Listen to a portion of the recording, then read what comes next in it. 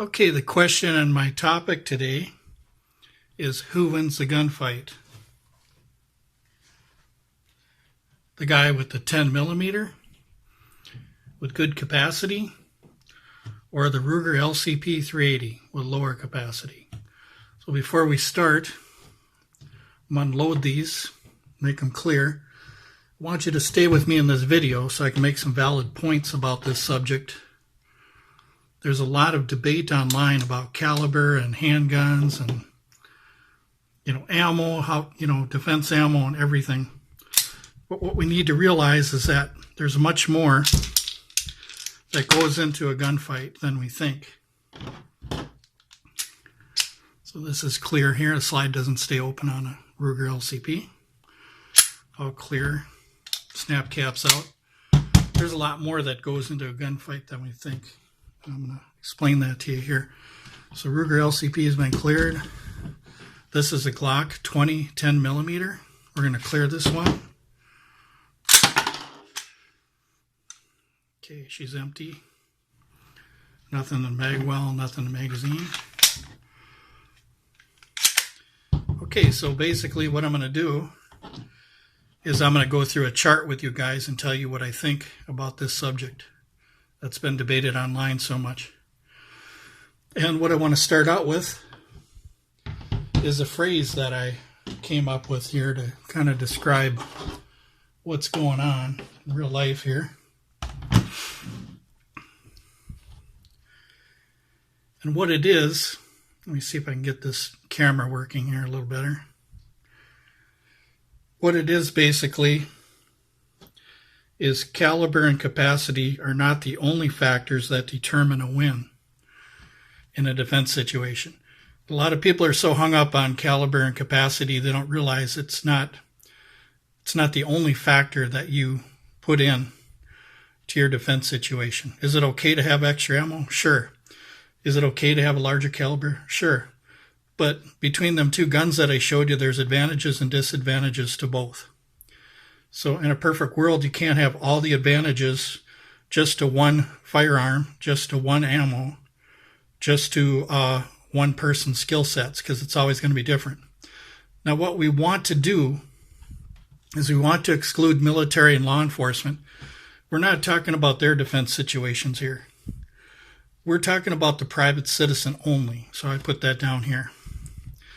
Now, there's a few things that has to be done to win a gunfight that a lot of people are missing besides just caliber and capacity. Number one, situational awareness. Me and many other guys online have always said this for decades. Situational awareness is key. Being aware of your surroundings. That way you can respond quicker than somebody else that's faster than you, that might have a larger caliber than you. You can respond much quicker because you're situationally aware. Number two, training. Your use of cover, your draw speed, your transitions, that would be shooting target to target, stuff like that. Some of you competition shooters do that already. Another thing is moving targets. You might have some moving targets like a Texas Star or something like that. Or you might be at a shooting school where they have reactive targets that move around. So excuse me for the blurriness here. I'm just going to read you what's on the chart here.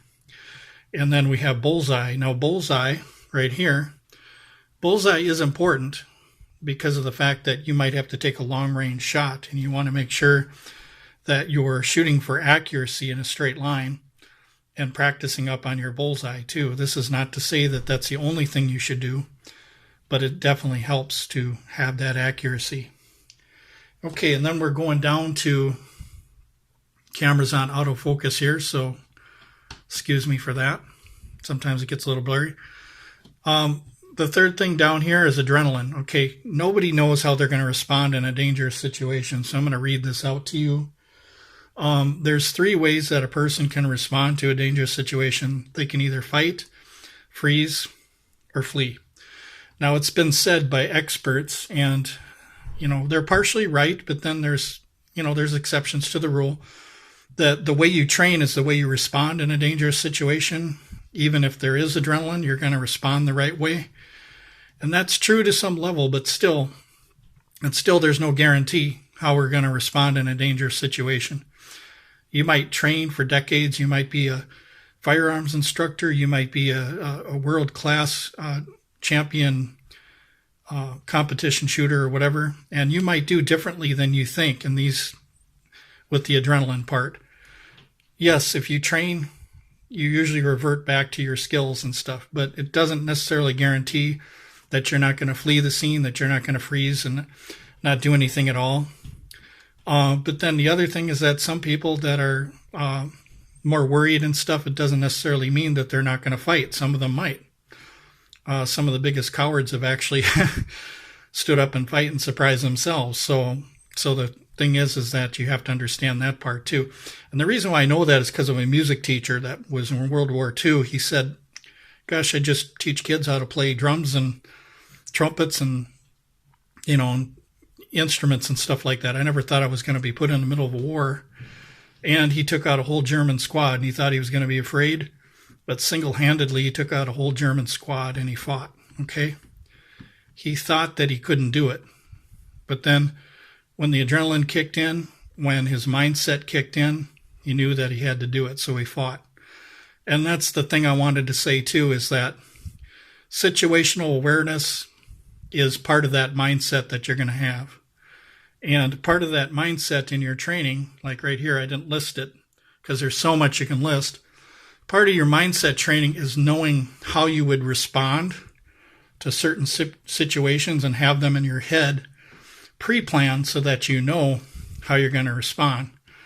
And that could be doing drills and stuff like that, where you have to react to a certain person, like airsoft guns or force on force. Some of you guys do force on force. And that's good to have all them different skills. But the thing is that you can have all the skills in the world and still lose a gunfight if you don't have situational awareness or if you have that bad response to your adrenaline. So it can happen to all of us. Some of us think we're better than we are. Some of us don't think we're any good. We might be better than we think we are. So the whole key is to stay humble and to practice and train so that if something should happen, that you're going to do the right thing. Get your head screwed on, knowing that you're going to try to do the best you can. So why is it that small calibers work so good in defense situations, and why aren't they everybody's just dying? Because everybody says, well, if you have a 380 or a 22 or you have a low capacity gun or revolver, that you're just going to be dead in a defense situation. But why aren't they dying? They aren't dying.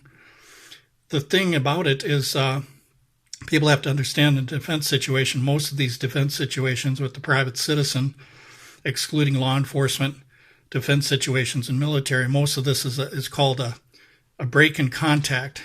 That means way over 9 out of 10 times there's going to be a scatter of people. People are going to scatter and they're going to run. And they're going to avoid the situation. You will too. You'll probably go seek cover. So I'm going to read this to you here once again, in case it's too blurry where you can't see it.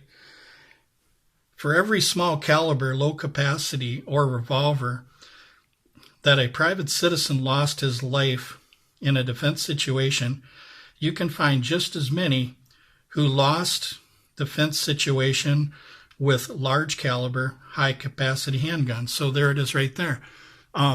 For every one that you can give me that lost their life with a 25 ACP, a 22 or a 380, I can show you just as many that lost their lives using larger calibers and stuff like that.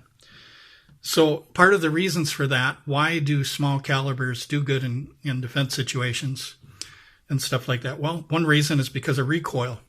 People can shoot some of the smaller calibers and they have less recoil, and that helps them get good shot placement. And if you're accurate and you got good shot placement, you're more than likely to get people to scatter more if you're a good shot and you know what you're doing. So even if you had a 22, if you're getting hits and everybody knows that you're doing good with that pistol, they're going to be afraid and they're going to run for their lives. So confidence in your handgun, that's one of the biggest things too. Whether if you're more confident with a smaller firearm than you are with something bigger like a 10 millimeter, like let's say you want just a you're an older person, you want a 22, or you're a girl, and you love a pistol and you're very confident with it, that's the one you want to use. Because if you're confident with something, you're going to do better than something you're not confident with. So never talk women, senior citizens, or anybody out of a revolver. Revolvers, you can practice your SKS or your Safariland reloads, your 5-shot reloads, but never talk anybody out of it. Because if they're confident with that weapon, that's what matters. So never talk them out of getting a different handgun. If you do that, typically what happens is they stop shooting altogether and they stop practicing because they've been told by guys at the gun store, people online, other men they run into, that they can't defend themselves, they're going to lose the gunfight. And what that does is that discourages them so that they're not going to have faith in that firearm when the time comes when they need it. Okay, so we talked about the reasons why small caliber handguns work in defense situations is because it's low recoil. You can shoot more accurately, and a lot of people have been killed by 380s, a lot of gang members and stuff, and things like that. You can look up a lot of stuff where many people have been killed by small caliber handguns. And it's not to say that that it has more energy, it has more expansion and penetration, but I'm just saying that it does happen. Okay, number 2, taking ammo capacity for granted. Okay, less likely to seek cover and be careful like you would a revolver, where you would have the mindset you have to use ammo wisely. Okay, basically what I wrote there, it's kind of blurry for me too, but basically what it's saying here is that when you have a high capacity magazine, you generally are kind of overconfident because you take advantage of the fact that I have a lot of capacity, I'm invincible. I can go out there, I don't need cover, I can just go out in the middle of the street and start shooting. You don't want to have that mindset. And the reason why people with low capacity, like a revolver or small mouse guns, why they do so well is because in the back of their mind, they know that they're going to be out pretty soon. So they use their shots wisely. Whereas somebody with a 17-round magazine or more or something, they tend to think that they're invincible. So they take that ammo capacity for granted. And that's what we've seen in law enforcement too, is when law enforcement, flipped over from the revolver to the semi-auto, they were just hundreds and hundreds of rounds not hitting anything and not even taking cover, by the way. The reason we know this is because Dennis Tooler, you can look up the Tooler's drill. I could tell you about that later sometime. I think I got that in my videos. But Dennis Tooler had said something that was a fact about law enforcement is that 75% or a good 70% of law enforcement lose their lives because they don't seek adequate cover. And why is this? Because they have so many rounds that sometimes they take that high capacity for granted. And they don't seek cover. I've got a 9mm here. I've got 17 round mags or more, and you just get overconfident. And the thing is that what they were doing is they weren't using the nearest telephone pole, the nearest tree. Dennis Tooler always used to say, "Where's my tree? Where's my telephone pole? Where's my cover?" Okay. When you're approaching a dangerous situation, you need cover all the time, especially as a police officer, because you're coming to them and you can get ambushed. Whereas the private citizen like us, we're avoiding the situation. We're trying to get out of there, but we're defending ourselves with cover. Law enforcement has to go to trouble. We don't have to go to trouble. We have the advantage of just not doing anything and just defending ourselves from cover. But law enforcement, once they get in one gunfight, they might have to run somewhere else and get an additional gunfight and an additional gunfight. And that's one of the reasons why law enforcement needs more rounds, is because they have more engagements than we do as private citizens. So they need a lot of extra ammo. And the thing is that we can't compare ourselves to law enforcement, because that would be like saying, comparing, if you, for instance, if you compared the private citizen and law enforcement to the military, and you told every law enforcement officer with his gear that he had on and every private citizen with what he was wearing, you're saying, we're taking you to Iraq with what you got on you right now. Well, the law enforcement officer and private citizen will simply say, hey, I don't have enough ammo for this, because if we're going to be over there, we're going to need lots of ammo. I'm going to need some gear here. So just like Claude Anderson said, it's the mission that drives the gear. So as a private citizen, you do not need to be like a law enforcement officer. You don't need to be like military, because you're not going to trouble. You're just defending. You're staying with cover. Now, there are some rare situations where you're going to have to come out of your cover and get into an additional gunfight. I understand that. But for the most part, way over the 9 out of 10, you're not going to be in that kind of situation. You're going to be able to get to cover, and you're going to be able to protect yourself from that cover. And you're not going to chase, because that's not what you're supposed to do. So if your family member is involved, I understand. Maybe there's somebody over there, family member or somebody you're responsible for. But once again, that's highly unlikely. So we have to put all this stuff in perspective, and especially we have to exclude military and law enforcement from the private citizen because of the fact that the missions are all different. Like Claude Warner was saying, and I'm kind of a branch off of Claude Warner in some ways. Warner, in his research, how he does great research and stuff, and I like how he does it. And that small caliber handguns and revolvers, the success rate is no worse success rate than a big, than a Glock 17 with 17 rounds or more, or a 10 millimeter or anything like that. Because for every event we can find a small handgun or low capacity mag handgun that a person did lose their life in a self-defense situation. We can find just as many where large calibers, high capacity, handguns, where they have lost just as many lives with them than they did with small caliber handguns, low capacity handguns. So the thing is you have to pick what's right for you, because there's some non-permissive environments where all you're going to have is something like this right here. Don't tell me that if you're going to the beach, you're going to be swimming with this like I do.